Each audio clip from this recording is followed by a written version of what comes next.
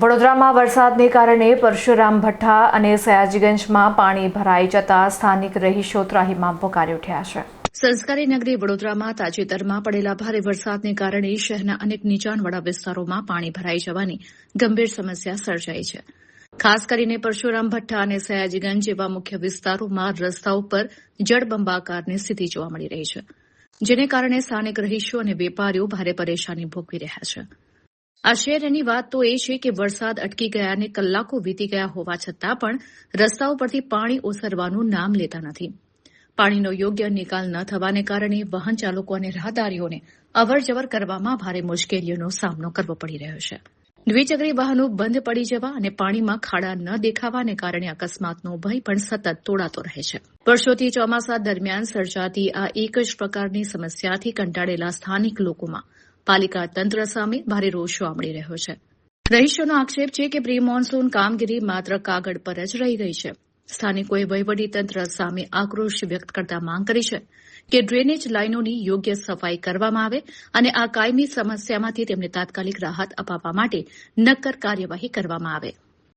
દર વર્ષે અમારે સાફ સફાઈ કરવી પડે છે, દર વર્ષે છોકરા લઈને કઈ નાખવાનું, બધા અમારું નુકસાન કેટલું થાય છે। એક સેકન્ડમાં પાણી ભરાઈ જાય છે અમારા ઘરોમાં। હમણાં બધું અમે સાફ સફાઈ કરીને બધો કચરો હટાયો એટલું તો હા, બહુ હેરાનગીરી થાય છે અને કોઈ આવતું નહીં જોવા। ખાલી એમ કામ હોય છે બધા આવી જાય છે। અમે બધા જોડે જ રહીએ છીએ।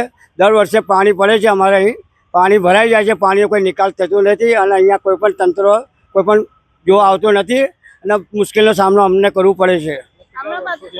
હું આજે મારી ઉંમર હું અહીંથી એમ તો 50 વર્ષ થઈ ગયા મને અહીંથી રહેતા, પણ હું જોઉં છું ત્યારથી બધું પાણી કોઈ સમસ્યા નિકાલ નહીં થતું, કોઈ આવતું નથી અને બધાને તકલીફો પડે છે। અને અમારા ઘરમાં બધું દર વર્ષે અમારે ફ્રીજ, ટીવી, અનાજ પાણી, કપડાં, પલંગ, સોફા બધું પાણીમાં વ્યસ્ત થઈ જાય છે, પણ અમને એટલું કોઈ વર્તન મળતું નથી, કોઈ મળતું નથી। આને બધા ખાલી જોઈને જાય છે, ખાલી આશ્વાસન આપે છે। સયાજીગંજ વિસ્તાર છે, અમે રહીએ છીએ 200 બોરાની ચાલી છે, બરોબર। મારું નામ ગંગુ તાનાજી મોરે, બરોબર ને।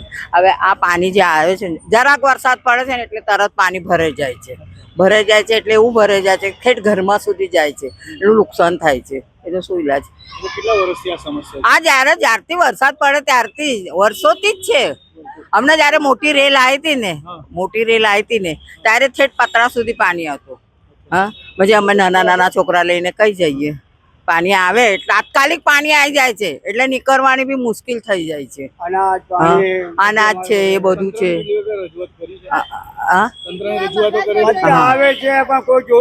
જોતું જ નથી, અત્યારે તમે આમ ના એ કર્યું છે, બાકી કોઈ જોતું નથી કે શું થાય છે શું નથી થતું। તો હવે આ આગળ પાણી જવાની જગ્યા છે, ત્યાં આગળ કઈ સાફ સુફ કરતા નથી, એ બધું કરવું પડે।